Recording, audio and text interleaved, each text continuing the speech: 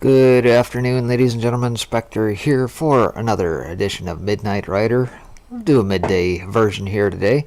Something a little bit different, so Good afternoon, ladies and gentlemen. Spectre here for another edition of Midnight. And of course, apparently a little rusty, but hey, what the heck. We'll get her going here. Nonetheless, on the broadcast today, we are going to cover a little bit about what's going on around this sham impeachment. Dems inciting violence? Nah, say it ain't so. And Mad Maxine's got a rebuttal here to that. We'll talk a little bit about some of DJT's defense, where they're headed here, some of the things we saw over the weekend, where this may go. And of course, we got a glimpse of the trial memorandum Annette kicked out by their team. We'll talk a little bit about that here as well, and some other odds and ends. So I'll see you back here momentarily on the other side.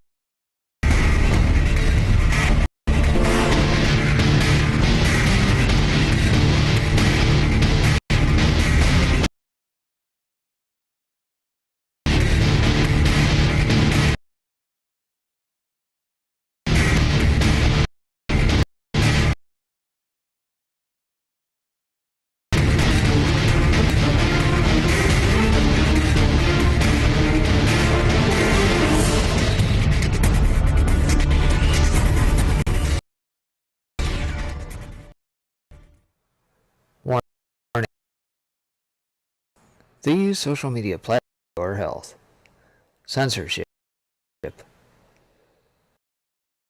pain, coming. This has been a PS.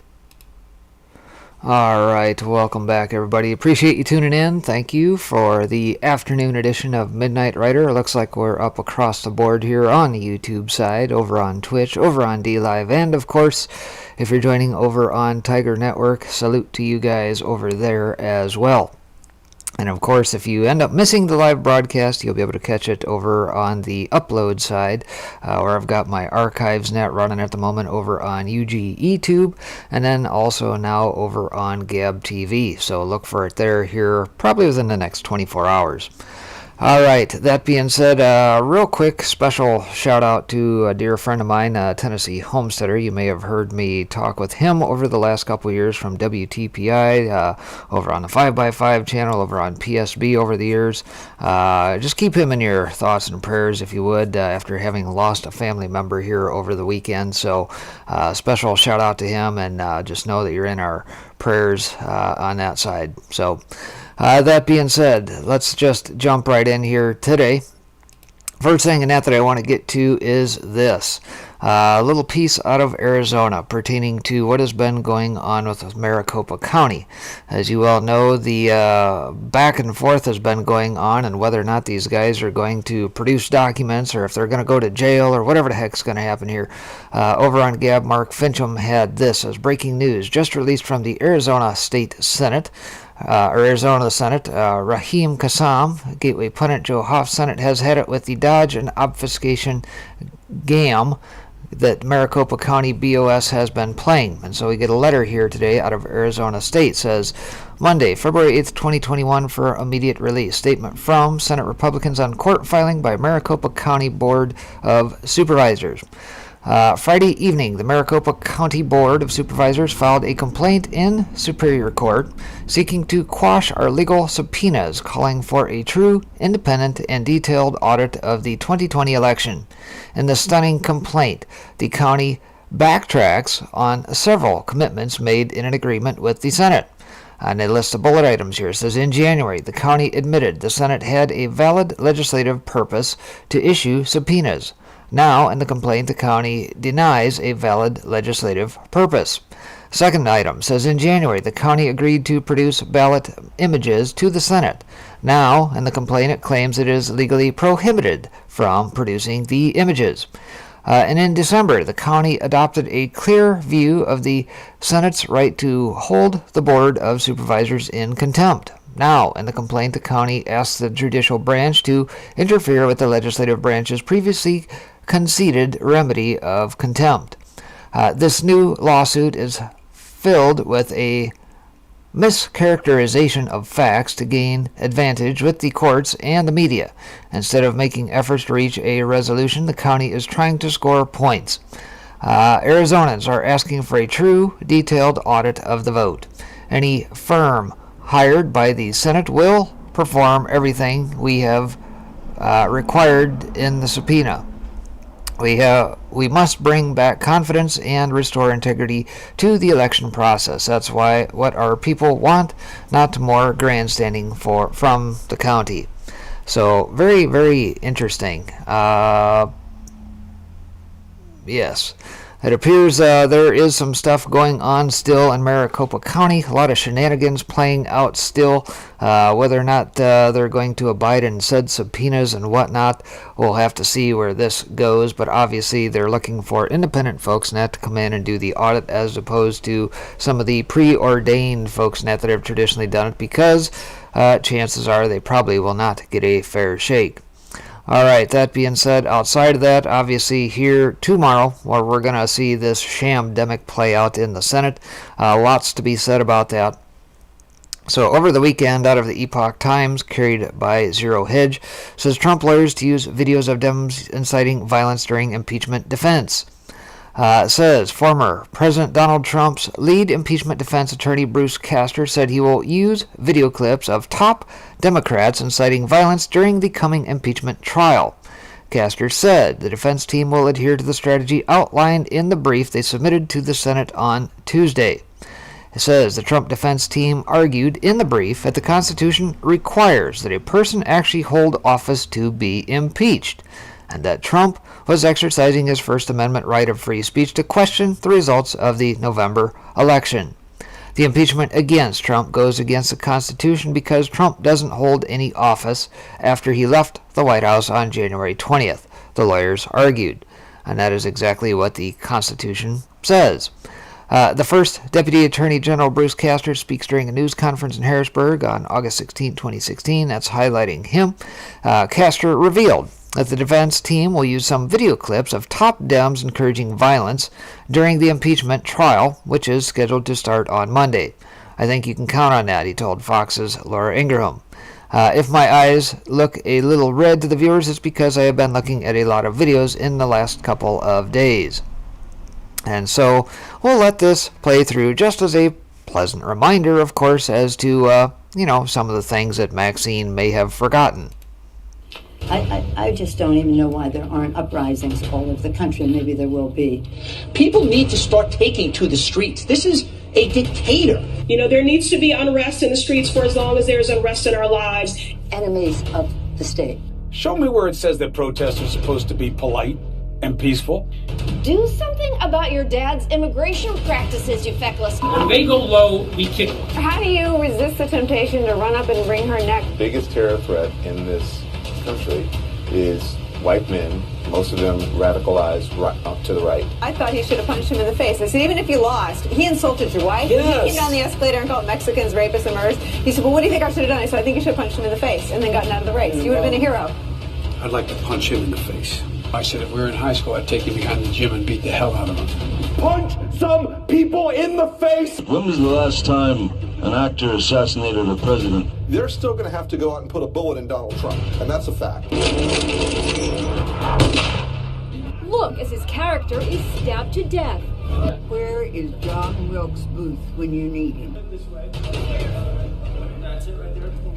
I have thought an awful lot about blowing up the White House. A Missouri state senator is under investigation by the Secret Service after saying she hopes President Trump is assassinated. I will go and take Trump out tonight. And if you see anybody from that cabinet in a restaurant, in a department store, at a gasoline station, you get out and you create a crowd. And you push back on them. And you tell them they're not welcome anymore, anywhere. And sadly, the domestic enemies to our voting system and our honoring our Constitution are right at 1600 Pennsylvania Avenue. They're not going to stop before Election Day in November, and they're not going to stop after Election Day. And that should be, everyone should take note of that on both levels, that this isn't, they're not going to let up, and they should not. If you think we're rallying now, you ain't seen nothing yet.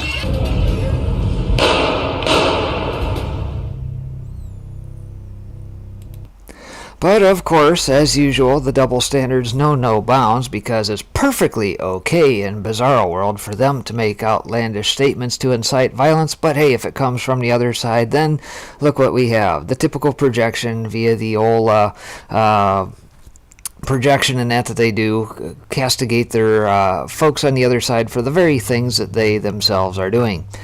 Castor noticed that some Dems nationwide cheered when the rioters were burning down the cities and attacked the federal law enforcement officers last summer in the aftermath of the death of George Floyd, which, by the way, was perfectly okay, right? Many of them, Dems in Washington, usually using really the most inflammatory rhetoric as possible to use, he said. But here, when you have the President of the United States give a speech and says you should peacefully make your thinking known to the people in Congress, he, all of a sudden, is the villain, so you better be careful what you wish for. During his January 6th speech, which later became the focus of the Dems' impeachment against him, Trump told his supporters, "I know that everyone here will soon be marching over to the Capitol building to peacefully and patriotically make your voices heard." It's unclear which Democrats' remarks will the Trump team cite during the impeachment trial. Amid the Black Lives Matter protest, Rep. Ayanna Pressley said there should be unrest in the streets. "Make the phone calls, send the emails, show up," she said in an interview with MSNBC's AM Joy. "There needs to be unrest in the streets for as long as there's unrest in our lives, and unfortunately there's plenty to go around." So, again, because of the double standards, it's perfectly okay. The doublespeak, the bending of words, the twisting of the truth, and the hiding of the evidence by the Mockingbird media, as well as the social media outfits. So, hey, what do you expect? Nonetheless, the rebuttal out of Epoch Times here today says Rep. Waters says she didn't encourage violence as Trump lawyer plans to show video. And of course, we just saw her in said video. I'm fairly certain that was her, unless she has got a double. Rep. Maxine Waters on Sunday claimed she did not encourage people to commit violence when she said 3 years ago that people were going to absolutely harass members of the Trump administration. As a matter of fact, if you look at the words that I used, the strongest thing I said was tell them they're not welcome. Talk to them. Tell them they're not welcome. Waters said on MSNBC, "I didn't say go and fight. I didn't say that anybody was going to have any violence, and so they can't make that stick." All right, do we need to rewind the tape and re-listen to that again? Maybe you guys can go back after the broadcast and re-listen and see if that makes sense versus what she's saying now. Waters, in separate remarks in 2018, encouraged people to confront government officials. Already, you have members of your cabinet that are being booed out of restaurants, who have protesters taking up at their house who say, "No peace, no sleep, no peace, no sleep," Waters told a crowd in Los Angeles. Let's make sure we show up here wherever we have to show up. And if you see anybody from that cabinet in a restaurant, in a department store, at a gasoline station, you get out and you create a crowd and you push back on them. Tell them they're not welcome anymore, anywhere. Appearing on MSNBC after the rally, she added that she had no sympathy for people working for then President Donald Trump. The people are going to turn on them. They're going to protest. They're going to absolutely harass them until you decide that they're going to tell the president, "No, I can't hang with you," she said. Trump at the time, said Waters, just called for harm to supporters, and Republicans have pointed to Waters' comments when defending Trump against the current impeachment effort. The former president was impeached last month for allegedly inciting the January 6th storming of the U.S. Capitol.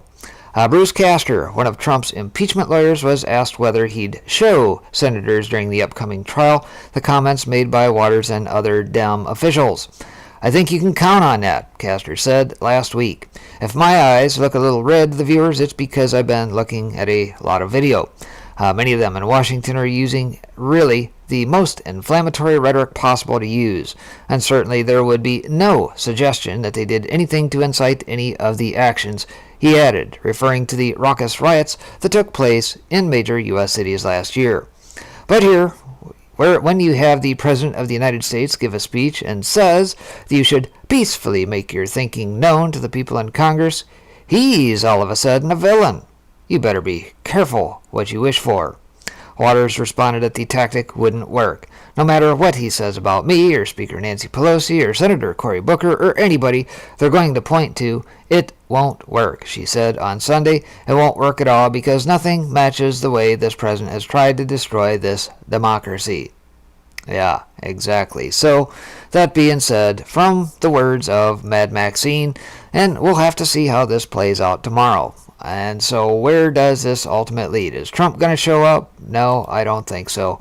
But before I get to that, you've heard me talk a little bit about some of the pieces that Jonathan Turley has put forward. And he asks a very poignant question here today. If this is so serious, then why has Trump not been charged with a criminal incitement? Meaning in a civil sense. Shouldn't there have already been charges brought up? Right? You would think. Says, below is my column in The Hill on the news that Donald Trump will not be charged with campaign finance violations linked to payments made to Stormy Daniels. The report and the start of the Senate trial raise another question as to why Trump has not been interviewed, let alone charged with the crime of incitement. Various members and legal experts have claimed that the case for prosecution is clear on its face. The crime occurred in public over a month ago, but there is no indication of a move to prosecute. Why? Is it presumably not because prosecutors feel it would be too easy? Here's the column. Donald Trump may be the most convicted man ever never charged in America. According to media reports, the Justice Department has decided not to charge Trump with campaign finance violations related to hush money paid to former stripper Stormy Daniels. What was touted by many experts as a slam-dunk criminal charge has now joined a long list of alleged crimes that once were nightly cable news sensations. The disconnect between legal analysts and legal reality matters little in today's media. Many of the same experts now trumpet the charge of criminal incitement in the January 6th Capitol riot. In their minds, unsurprisingly, it is another open and shut case. For 4 years, they have supplied a stream of allegations, all described as conclusive, to feed readers and viewers insatiable appetites. The campaign finance charge actually was one of the more credible claims since former Trump lawyer Michael Cohen pleaded guilty to it. However, such crimes are notoriously difficult to litigate, as shown by the failed 2012 prosecution of former presidential candidate John Edwards. Many of these alleged criminal acts were presented as reassuringly simple and straightforward. Former prosecutor and Washington Post columnist Randall D. Eliason insisted Trump committed bribery in the Ukraine scandal since allegations of a wrongful quid pro quo are really just another way of saying that there was a bribe. It's bribery if a quid pro quo is sought with corrupt intent. If the president is not pursuing legitimate U.S. policy, but instead is wrongfully demanding actions by Ukraine that would benefit him personally. It did not matter that the Supreme Court has roundly rejected such sweeping interpretations of bribery, extortion, and related political corruption. Others claim Trump committed felony bribery by fundraising for Republican senators when he was about to be impeached. Former CNN legal analyst and former House impeachment counsel Norm Eisen claimed that by not responding to Russian aggression, Trump was colluding in plain sight, and the criminal case against him for obstruction of justice was devastating. That was in 2018. Former Watergate prosecutor Nick Ackerman said Donald Trump Jr.'s emails about meeting with Russians at Trump Towers were almost a smoking cannon, adding that there is almost no question this is treason. Professor Richard Painter's claimed a clear case for treason. Harvard professor Lawrence Tribe declared Trump's dictation of a misleading statement about the Trump Tower meeting constituted witness tampering. Tribe previously found compelling evidence of obstruction of justice, criminal election violations, Logan Act violations, extortion, and possible treason by Trump or his family. Now, experts claim Trump's January 6th speech clearly was criminal incitement. said CNN legal analyst Eli Honig. As a prosecutor, I'd gladly show a jury Trump's own inflammatory statements and argue they crossed the line to criminality. Richard Ashby Wilson, Associate Law School Dean at the University of Connecticut, said Trump crossed the Rubicon and incited a mob to attack the U.S. Capitol as Congress was in the process of tallying the Electoral College vote results. He should be criminally indicted for inciting insurrection against our democracy. That is all they claim, right? All claims, all smoke and mirrors. He who speaks the loudest, right? Yeah, go ahead. Put it in front of a jury trial.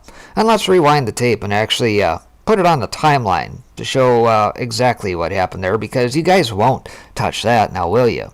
The fact that the breaching of the gates was taking place 10-15 minutes before Trump was even done and even spoke the words. Oh, those are just some inconvenient facts, aren't they? Many were quick to repeat their certainty of yet another criminal act. Tribe declared this guy was inciting not just imminent lawless action, but the violent decapitation of a coordinate branch of the government, preventing this peaceful transition of power and putting a violent mob into the Capitol while he cheered them on. Bolstering such claims, District of Columbia Attorney General Karl Racine said he was investigating Trump for a possible incitement charge. What's strange is that there's no word of an interview, let alone a charge, on a purportedly clear crime committed more than a month ago. One possible reason is that it would collapse in court. It is much easier to claim easy prosecutions than to prosecute such made-for-TV charges. I do not fault experts for speculating about such a case, but many are claiming, again, the prosecution would be relatively easy. That simply is not true. The problem is free speech. Trump's January 6th speech would not satisfy the test in Brandenburg versus Ohio, where the Supreme Court said even advocacy of the use of force or of law violation is protected unless it is imminent. Trump did not call for the use of force, but actually told people to protest peacefully and to cheer on their allies in Congress. He later, and too belatedly, repeated that after violence erupted, telling his supporters to respect and obey the Capitol Police. Racine showed how disconnected these theories are from case law. He noted that Trump failed to calm them down, or at least emphasize the peaceful nature of what protests need to be. Setting aside that Trump did tell them to protest peacefully, his failure to calm down a crowd is not criminal incitement by omission. And oh, by the way, conveniently, Twitter, Facebook, everybody that broadcast that on that day had to promptly take it down, right? Why? To bury evidence of something that was contrary to their already contrived narrative that they were getting ready to push? Maybe that's the better question. Trump does face ongoing liability, largely the same threats that existed before he became president, in the form of bank, tax, and business investigations. But the litany of crimes breathlessly suggested over the last 4 years passed without charges. Nevertheless, experts have lined up to argue now that there are no free speech or legal barriers to prosecuting Trump for incitement. There is now a difference, however. There's no longer an excuse that Trump cannot be indicted in office, which I do not believe is true, or that he would just pardon himself, which he didn't do, despite predictions he would. What was conveniently hypothetical can be an actual prosecution today. If criminal incitement is such a strong case, make it. Charge him. Of course, such prosecutions could come at a cost, unless there is evidence of direct intent. Trump is likely to prevail at trial or on appeal. He could then claim not just vindication on a federal charge, but also on his second impeachment. There is no crime of incitement for legal analysts who exaggerate or oversimplify criminal provisions. The public can be whipped into a frenzy with claims of easy prosecutions or slam-dunk charges. Many people are addicted to rage, and these claims, even if illusory, feed that addiction.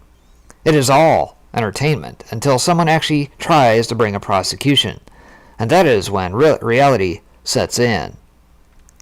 So I thought that was a pretty good piece by Turley. Pretty well hits the nail on the head yet again. And frankly, It probably ought to be more along the lines of going after the mockingbird media, who like to amplify this. After all, they are the PR arm of the Dem Party at this point. So they do their bidding. And then, of course, as we found out through Mike Lindell and his show the other day after talking to Dr. Shiva, guess who takes orders from the government? Why, the likes of Twitter, and I'm sure the Facebooks and YouTubes are not too terribly far behind. But, at the end of the day, if the government tells Twitter to jump, all they had to say is how high, and they do it. So those are the ones you probably want to go after, the mockingbird media and the social media types. All right, well, that being said, more along those lines. So where is this headed for tomorrow? Today out of Gateway Pundit we get this as political theater. Trump's lawyers demand immediate dismissal of charges in the Senate impeachment trial. And, of course, I think we had a little glimpse of that per Rand Paul's vote here about a week or so back, where we got about 45 of the GOPers kind of aligning themselves. So the likelihood that they're going to actually get a true indictment that sticks all the way through the Senate, probably not going to happen. He will likely be acquitted, my opinion. President Trump's lawyers argued the Senate should immediately dismiss the articles of impeachment in a 75-page legal brief filed Monday morning, and we'll touch upon that here momentarily.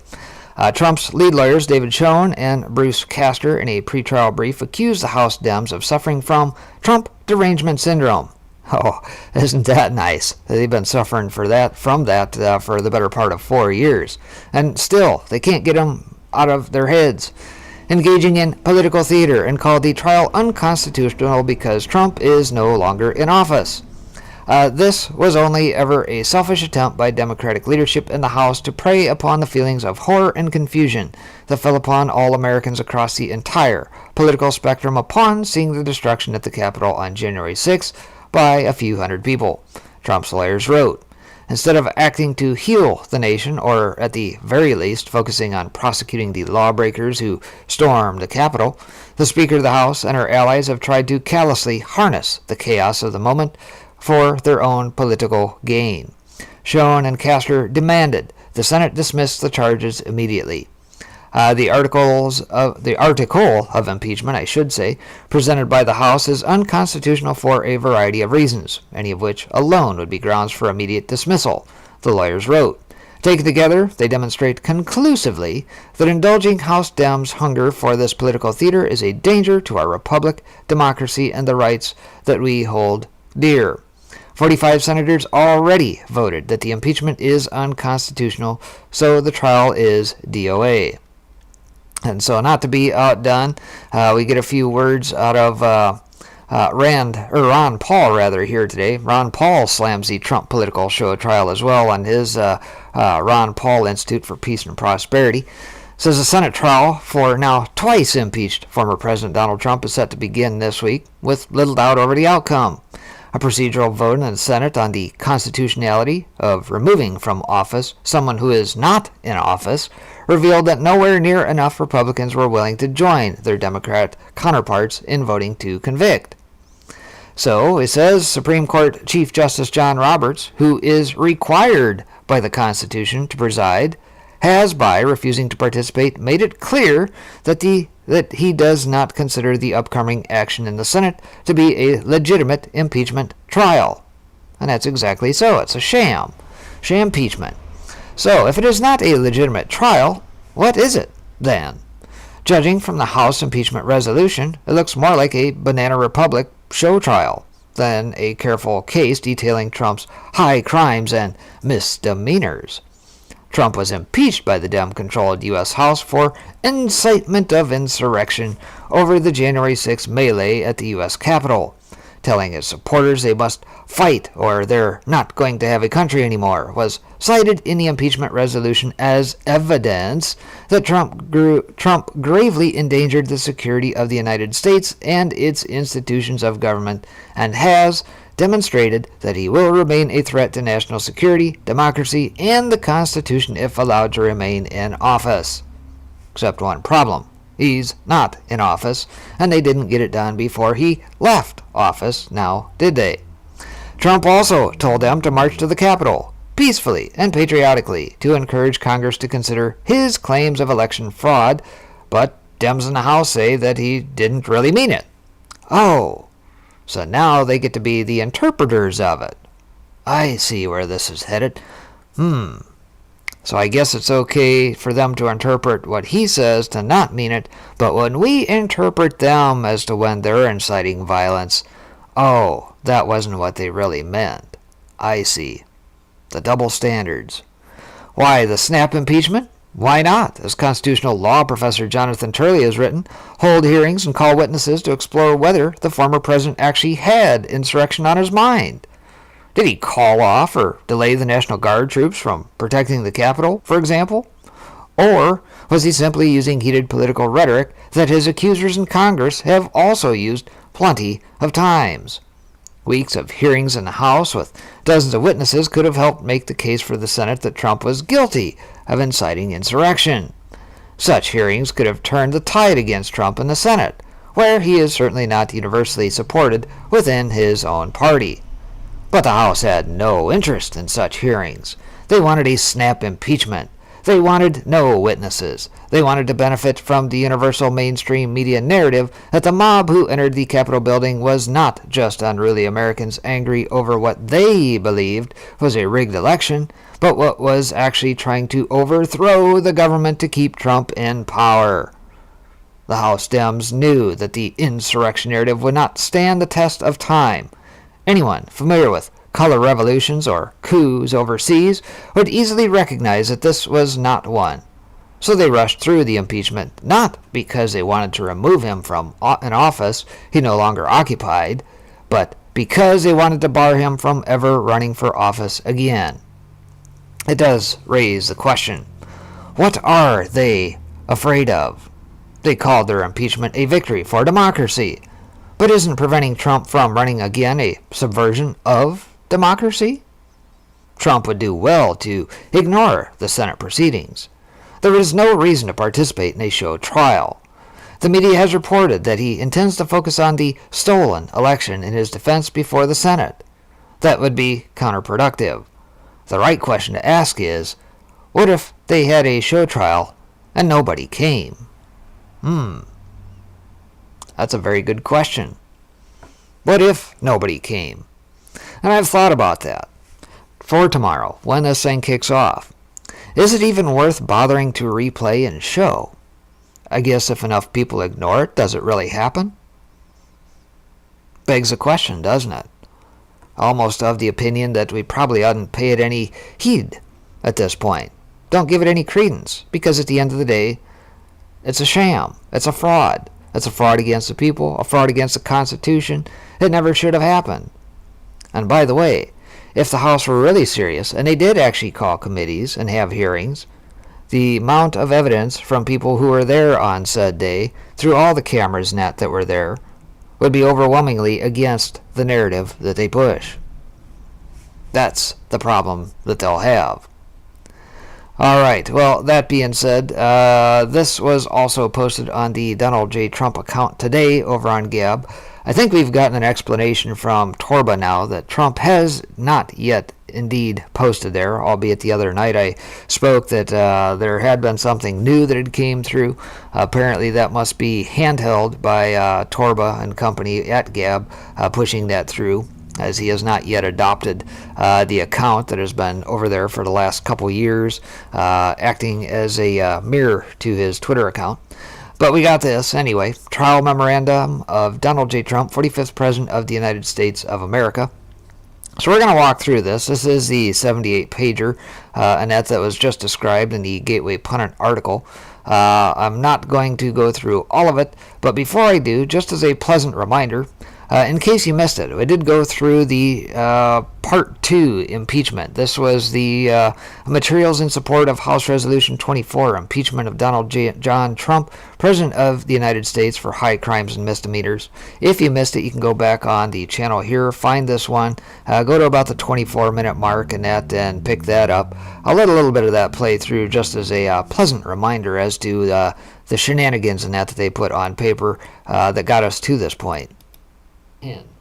And it's talking about incitement and things of that nature, about the inflamed passions, right?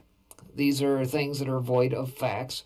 And so, again, as Turley cited there, yes, indeed, this would be a precedent set for snap impeachments based on the excitement or the inflamed passions of those behind the scenes. And that's exactly what we're seeing play out here today. So again, you can check that out over on the backup channel there. But for today, we're going to go ahead and take a quick peek at what this is, the proceedings before the United States Senate in regards to the impeachment of former President Donald J. Trump. This is the trial memorandum of Donald J. Trump, 45th President of the United States of America. Walking through this, you got Bruce Castor, Esquire, David Schoen, Esquire, Michael T. van der Veen, Esquire. Those are the counsel to POTUS at this point, February 8th, dated today. Introduction, statement of facts relevant to the article of impeachment. Words to a crowd gathered at the Ellipse 4 on January 6, 2021. Democratic members of the House drafted the article of impeachment before any investigation into the riot had even started. Funny how that works. It's almost like all legislation, right? Seems that problem, reaction, solution, and the legislation just magically appears within days and ready to go and be voted on. How does that happen? These guys are good. House Manager's statement of facts outlines a narrative irrelevant to the facts alleged in support of the single article of impeachment. Then we get to the argument. The Senate lacks a constitutional jurisdiction to conduct any impeachment trial of a former president. And we can walk through that briefly. Part B here in Section 2 says Congress's power to impose penalties upon conviction of impeachment is limited to removal and not or disqualification. The article of impeachment violates Mr. Trump's First Amendment rights. You think they really care about that at this point? The House afforded President Trump no due process of law. That's exactly right. The article is structurally deficient and can only result in acquittal. And the article fails to state an impeachable offense as a matter of law. And then we'll get into the conclusion. So let's walk this thing forward just a little bit here. We'll start off with the introduction here. It says, during the past 4 years, Democrat members of the United States House of Representatives have filed at least 9 resolutions to impeach Donald J. Trump, the 45th President of the United States, each containing charges more outlandish than the next. One might have been excused for thinking that the Dems' fevered hatred for Citizen Trump and their Trump derangement syndrome would have broken by now, seeing as he is no longer the president. And yet, for the second time in just over a year, the United States Senate is preparing to sit as a court of impeachment. But this time, over a private citizen who is a former president. And this country, the Constitution, not a political party and not politicians, reigns supreme. But through this latest article of impeachment now before the Senate, Democrat politicians seek to carve out a mechanism by which they can silence a political opponent and a minority party. The Senate must summarily reject this brazen political act. And I guess I'll pause there. If you remember right, I've talked about this a number of times on many shows over the last couple years, who it actually goes back to. Even back in 2016, before POTUS was ever sworn in, we had the Chamber of Commerce talking about articles of impeachment before the election. Then, shortly after the election, and before Trump was sworn into office in January 2017, you had none other than Mad Maxine talking about impeachment. Impeach 45. This all before he was ever sworn into office. And so they're absolutely right. There have been 9 resolutions. You have the gentleman from down in Texas, Al Green, I believe it was, just about every other week decide he wanted to throw some articles of impeachment in, which got absolutely nowhere in the House. But it's all the same. Inflamed passions. Rabble-rousing enough to rile the folks up, and they're absolutely right in talking about their Trump derangement syndrome. He's living rent-free in their heads, and doing so aplenty. This rushed single article of impeachment ignores the very Constitution from which its power comes, and is itself defectively drafted. In bringing this impeachment at all, the members of the House leadership have debased the grave power of impeachment and disdained the solemn responsibility that this awesome power entails. And bringing the impeachment in the manner in which they did namely via a process that violated every precedent and every principle of fairness followed in impeachment inquiries for more than 150 years. They offered the public a master's class in the art of political opportunism. And I would venture to say that's probably not too far off with what they did just about a year ago. The same sort of deal. The intellectual dishonesty and factual vacuity put forth by the House managers in their trial memorandum only serve to further punctuate the point that this impeachment proceeding was never about seeking justice. Instead, this was only ever a selfish attempt by Democratic leadership in the House to prey upon the feelings of horror and confusion that fell upon all Americans across the entire political spectrum upon seeing the destruction at the Capitol on January 6 by a few hundred people. Instead of acting to heal the nation, or at the very least focusing on prosecuting the lawbreakers who stormed the Capitol, the Speaker of the House and her allies have tried to callously harness the chaos of the moment for their own political gain.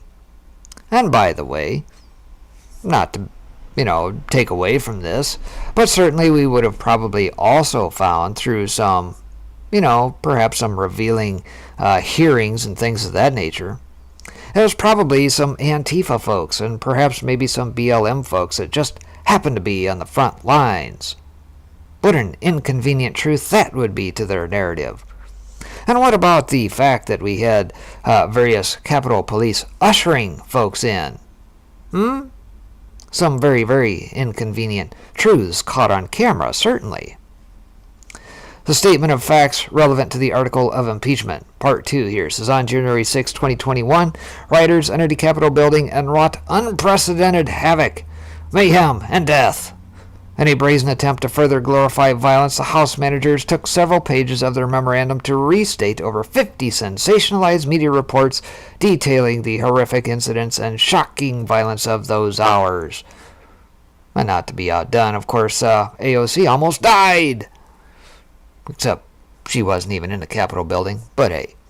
Counsel for the 45th President hereby stipulate that what happened at the Capitol by those criminals was horrible and horrific in every sense of those words. Their actions were utterly inexcusable and deserve robust and swift investigation and prosecution. As President Trump said in a video statement of condemnation, I want to be very clear. I unequivocally condemn the violence that we saw last week. Violence and vandalism have absolutely no place in our country and no place in our movement.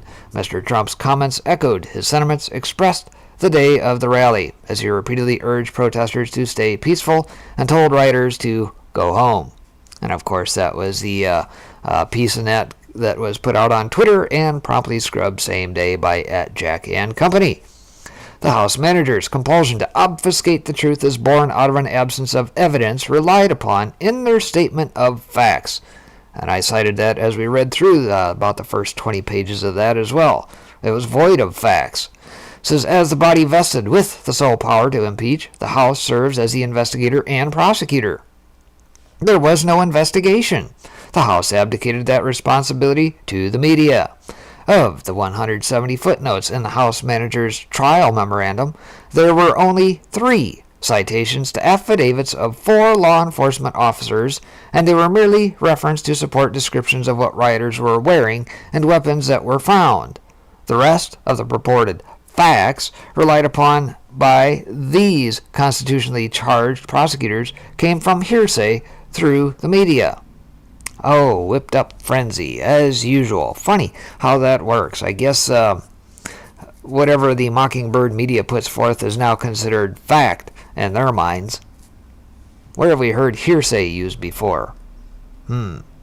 So the single article of impeachment is belied by an analysis of Mr. Trump's spoken words to a crowd gathered at the Ellipse 4 on January 6, 2021. At the demand of the Speaker of the House, certain members of the House drafted and introduced Resolution 24, impeaching Mr. Trump in his capacity as President of the United States. The single article titled Incitement of Insurrection charged Mr. Trump with engaging in high crimes and misdemeanors by inciting violence against the government of the United States. Incitement is the act of encouraging someone to do or feel something unpleasant or violent. An insurrection unlike a riot, is an organized movement acting for the express purpose to overthrow and take possession of a government's powers. President Trump's speech on January 6, 2021 was not an act encouraging an organized movement to overthrow the United States government. And of course, again, I digress here and say if there had been hearings, and of course we've seen this play out since January 6th, what did they do? Oh, Parler was the one where it all took place, where all that organization took place, right? They had to be kiboshed. They had to be knocked out of line, deplatformed all around. Amazon, Apple, Samsung, all of them deplatformed them. Get them out of here. But in reality, where did the rallying and organizing actually take place? Oh, that would be on @Jack's platform and Mr. Zuckerberg's platform. Again, what inconvenient truths we may find. On January 6th, 2021, Mr. Trump addressed a crowd of people who had gathered on the Ellipse, public land that is part of the President's Park next to the White House. Mr. Trump spoke for approximately 1 hour and 15 minutes. Of the over 10,000 words spoken, Mr. Trump used the word fight a little more than a handful of times, and each time in the figurative sense that has long been accepted in public discourse when urging people to stand and use their voices to be heard on matters important to them. It was not and could not be construed to encourage acts of violence. Notably absent from his speech was any reference to or encouragement of an insurrection, a riot, criminal action, or any acts of physical violence whatsoever. The only reference to force was in taking pride in his administration's creation of the Space Force. Mr. Trump never made any express or implied mention of weapons, the need for weapons, or anything of the sort. Instead, he simply called on those gathered to peacefully and patriotically use their voices. But of course, we've already heard the Dems say, well, he didn't really mean it, because they obviously know how to interpret POTUS's words better than he meant them, right? And we should believe them. Mr. Trump, greeting the crowd by remarking on the honor he felt looking out at the many American patriots who are committed to the honesty of our elections and integrity of our glorious republic. He went on to thank the crowd for their extraordinary love, noting that that's what it is. There's never been a movement like this ever, for the extraordinary love for this amazing country and this amazing movement. Thank you. Mr. Trump told those gathered that we're gathering in the heart of our nation's capital for one very, very basic and simple reason: to save our democracy. Nearly 20 minutes into the speech, Mr. Trump said, I know that everyone here will soon be marching over to the Capitol building to peacefully and patriotically make your voices heard. Mr. Trump then spent approximately 30 to 40 minutes recapping some of his accomplishments as president and his beliefs on the outcome of the election, including the voting irregularities he attributed to the changes made in various states purportedly in response to the pandemic, and his conversation with Georgia's Secretary of State. As Mr. Trump was winding down his speech, he again looked out at all those gathered, saying, looking out at all the amazing patriots here today, I have never been more confident in our nation's future. Although expressing some caution, Mr. Trump added, we are the greatest country on earth, and we're headed in the right direction. With great hope, Mr. Trump went on to state, as this enormous crowd shows, we have truth and justice on our side. We have a deep and enduring love for America in our hearts. We love our country. We have overwhelming pride in this great country, and we have it deep in our souls. Together we are determined to defend and preserve government of the people, by the people, and for the people. Our brightest days are before us. Our greatest achievements still wait. I think one of our greatest achievements will be election security, because nobody, until I came along, had any idea how corrupt our elections were. And again, most people would stand there at 9 in the evening and say, I want to thank you very much, and they go off to some other life. But I said, something's wrong here. Something's really wrong. Can't have happened. And we fight. We fight like hell, and if you don't fight like hell, you're not going to have a country anymore. Our exciting adventures and boldest endeavors have not yet begun. My fellow Americans, for our movement, for our children, and for our beloved country, and I say this, despite all that's happened, the best is yet to come. Mr. Trump concluded his speech at the Ellipse stating, So let's walk down Pennsylvania Avenue. I want to thank you all. God bless you and God bless America. Thank you all for being here. This is incredible. Thank you very much. Thank you. Despite the House manager's charges against Mr. Trump, his statements cannot and could not reasonably be interpreted as a call to immediate violence or a call for a violent overthrow of the United States government. And those were his words, if you recall, right? Democrat members of the House drafted the article of impeachment before any investigation into the riot had even started. Democrat members of the House Judiciary Committee publicly admitted that they began drafting the article of impeachment moments after angry extremists breached the doors of the Capitol. Now, how is that possible? How is that possible? Think. So a little after 1 p.m., they get together. 15-20 minutes later, the Capitol is breached. Everybody runs into hiding. They're shuffled out of there. A few hours later, after the melee is sorted out, they start back up again. And of course, a lot of these members of Congress had these nice nifty speeches already written up, ready to go, countering their points that they were going to go against the Arizona and Pennsylvania votes and that had been put forth.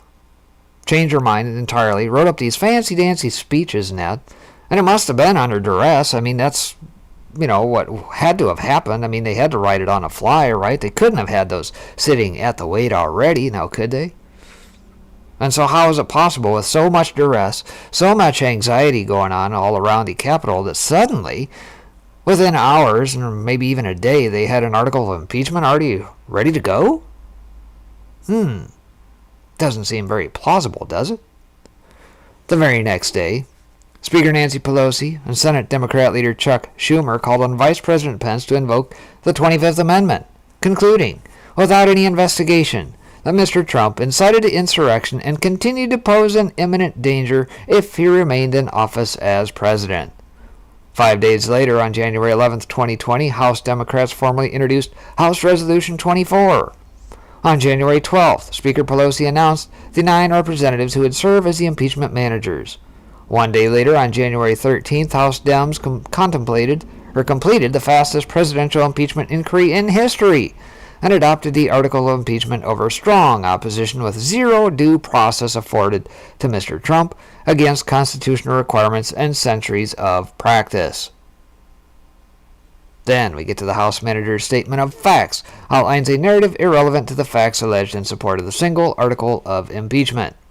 The House Managers spent 35 of their 77-page trial memorandum rehashing stories written by the media of mischaracterized statements attributed to Mr. Trump many months before Mr. Trump addressed a crowd at the Ellipse in Washington, D.C. on January 6, 2021. Media reports and reporters' opinions are not facts, and most assuredly are not facts that should form the basis for instituting the grave power of impeachment.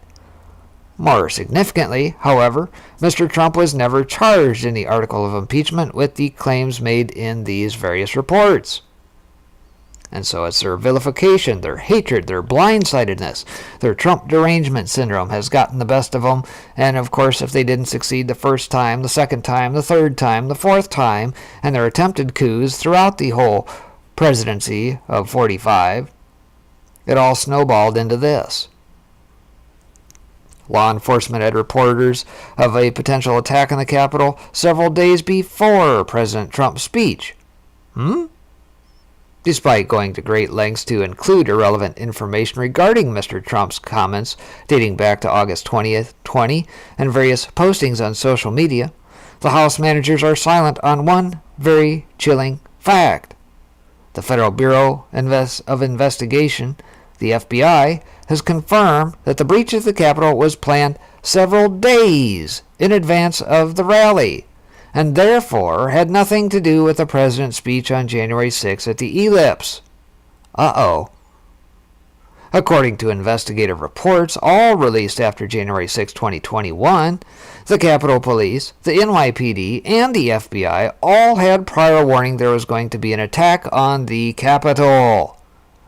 Embarrassingly enough, even members of the Democratic leadership themselves have admitted on the record, albeit subsequent to January 6, 2021, that they believe the riots were pre-planned, with some, including Representative James C. Clyburn, the House Democratic whip, going so far as to accuse fellow House members of coordinating and planning the attack in advance as co-conspirators. The problem with that claim, of course, is that while the House managers are clearly eager to make the most of this tragedy for their own, purely personal political gain, House leadership simply cannot have it both ways. Either the president incited the riots, like the article claims, or the riots were pre-planned by a small group of criminals who deserve punishment to the fullest extent of the law. Representatives are only now calling for investigations into members across the aisle. That's a very, very interesting little detail, now isn't it? Perhaps maybe the likes of Mr. Sullivan from Utah might have a few things to say about that. And how did he end up from Utah in D.C. on said day? Some very, very interesting questions. The real truth is that the people who criminally breached the Capitol did so of their own accord and for their own reasons, and they are being criminally prosecuted. While never willing to allow a good crisis to go to waste, the Democratic leadership is incapable of understanding that not everything can always be blamed on their political adversaries, no matter how very badly they may wish to exploit any moment of uncertainty on the part of the American people. Even a cursory investigation would have disproved the House's theory of incitement. However, Speaker Pelosi did not grant the president any of his constitutionally mandated due process rights.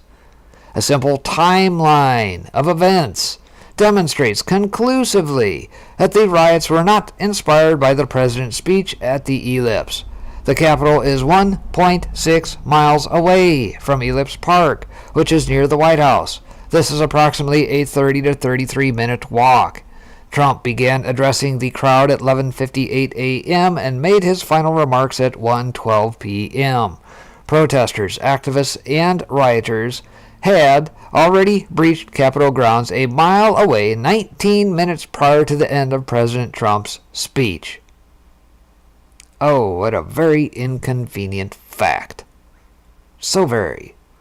The House manager's false narrative rests entirely on biased and mischaracterized reports by the media and cherry-picked, non-contextual parsing of Mr. Trump's January 6th speech. Say it ain't so. The media would never chop up anything and piece it together to make it look like something it wasn't, now would they? You know, kind of like what they did with the Secretary of State in Georgia. Yet another perfect phone call, just like the Ukraine phone call, right? Contrary to the false narrative set forth by the House managers, Mr. Trump's speech was never directed to inciting or producing any imminent lawless action. It is important to read the speech in its entirety, because the House managers played shamefully fast and loose with the truth as they cherry-picked its content along with content from other speeches made to other audiences for their trial memorandum, desperately searching for incitement and desperate to deflect attention away from the glaring inability to show an insurrection. And this is no small matter, because their demonstrably false claims go right to the heart of their main allegation. Democrats cannot pretend that they were confused by the word fight in the context President Trump used it in his speech. Speaker Pelosi has used this word multiple times herself in the context of election security. And the well-known nonprofit started by rising Democratic darling Stacey Abrams and endorsed by none other than Speaker Pelosi is literally called Fair Fight, and it asks people to join the fight for free and fair elections. And yet in her comments during the impeachment debate, Speaker Pelosi adjusted the truth by conflating the parts of the president's speech in which he talked about marching peacefully to the Capitol and the part of the speech addressing the need to fight for election security. She lied to the American people, saying they were sent here by the president, with words such as a cry to fight like hell. Incredibly enough, her very next words were, words matter, truth matters, accountability matters. Words do matter. And the words of President Trump's January 6th speech speak for themselves. President Trump did not direct anyone to commit lawless actions, and the claims that he could be responsible if a small group of criminals who had come to the Capitol of their own accord, armed and ready for a fight, completely misunderstood him, were so enamored with him and inspired by his words that they left his speech early and then walked a mile and a half away to imminently do the opposite of what he had just asked for, is simply absurd. The attack on the Capitol was horrific. Period. But as constitutional professors and experienced practitioners agree, the president didn't mention violence on Wednesday, much less provoke or incite it. The fact that the House managers found sheer deceptiveness necessary in the exercise of selective parsing the words of the former president and quoting him out of context underscores the utter weakness of the House managers' factual and legal claims. This tact is reminiscent of Congressman Schiff's manufacturing of a fake conversation between President Trump and Ukrainian President Zelensky. Truth also matters very much. But Speaker Pelosi and her allies perverted the truth. The day after the riot, sensing a political opportunity, House leadership decided to forego focusing on the business of the nation and unifying a bitterly divided country to once again endeavor to score political points against Mr. Trump. First, in an attempt to usurp constitutional power that is not in any way hers, the Speaker demanded that Vice President Michael Pence or the White House cabinet invoke the 25th Amendment, threatening to launch an impeachment proceeding if they refused. 4 days later, on January 11, 2021, an article of impeachment was introduced, which charged President Trump with incitement of insurrection against the United States government and lawless action at the Capitol. Again, see House Resolution 24. The Speaker made good on her extortionate threat. Accountability does matter, according to the House managers, unless you're a Democrat. While fixating on words and sentences taken out of context, the House managers ignore the many reckless statements made by their Democrat colleagues in the House and Senate. Merely by way of example, one need only search media reports to be reminded of Speaker Pelosi's 2018 hopeful comment when disagreeing with a policy. "I just don't even know why there aren't uprisings all over the country. Maybe there will be." And just last summer, when sustained violent riots were decimating our cities and local businesses, Representative Ayanna Pressley went on national TV and said there needs to be unrest in the streets. They also ignore the sheer hypocrisy of their House leaders' 4+ year quest to remove President Trump from office. After the article was introduced, Speaker Pelosi again gave Vice President Pence an ultimatum. Either he invoke the 25th Amendment within 24 hours or the impeachment proceedings would proceed. Vice President Pence responded in a letter to Speaker Pelosi the following day, stating that he would not allow her to usurp constitutional authority that is not hers and extort him, and by extension the nation, to invoke the 25th Amendment, because he believed to do so would not only be in the best interest of our nation or consistent with our Constitution. Vice President Pence also noted that Speaker Pelosi was being hypocritical, as she had previously stated that in utilizing the 25th Amendment, we must be very respectful of not making a judgment on the basis of a comment or behavior that we don't like, but rather must base such a decision on a medical decision.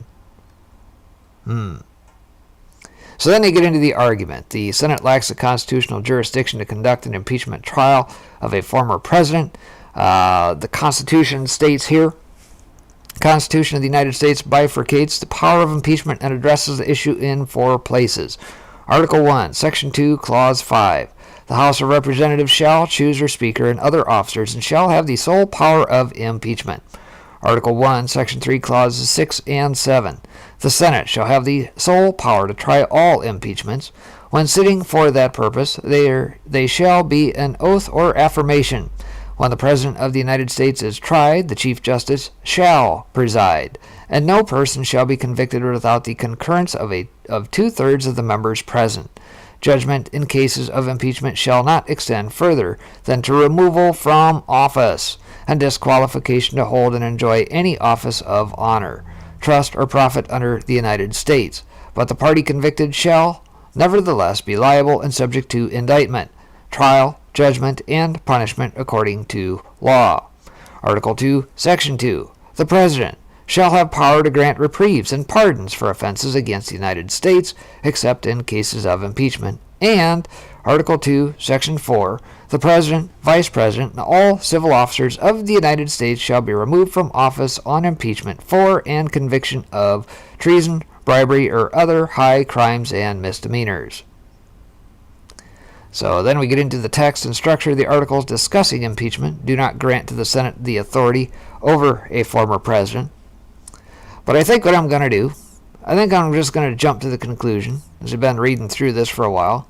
I'll go ahead and drop the link out there. You guys can check this out at you guys' leisure as well. So you guys can have that. But I think what I'll do is I'll just jump quickly to the conclusion, get to the nitty-gritty of where this is going to go. So toward the very end, we get to the last couple pages. The final conclusion is this. The article of impeachment presented by the House is unconstitutional for a variety of reasons, any of which alone would be grounds for immediate dismissal. Taken together, they demonstrate conclusively that indulging House Democrats' hunger for this political theater is a danger to our republic, democracy, and the rights that we hold dear. Reasons for dismissal include 1. The Senate of the United States lacks jurisdiction over the 45th President because he holds no public office from which he can be removed, and the Constitution limits the authority of the Senate in cases of impeachment to removal from office as the prerequisite active remedy allowed the Senate under our Constitution. Number 2. The Senate of the United States lacks jurisdiction over the 45th President because he holds no public office from which he can be removed, rendering the article of impeachment moot and a non-justiciable question. I think that's how you say that. Justiciable. Number 3, should the Senate act on the article of impeachment initiated in the House of Representatives, it will have passed a bill of attainder in violation of Article 1, Section 9, Clause 3 of the United States Constitution. Number 4, the allegations in the article of impeachment are self-evidently wrong, as demonstrated by the evidence including the transcript of the President's actual speech. Any allegations fail to meet the constitutional standard for any crime, let alone any impeachable offense. Number 5, the House of Representatives deprived the 45th President of due process of law in rushing to issue the article of impeachment and by ignoring its own procedures and precedents going back to the mid-19th century.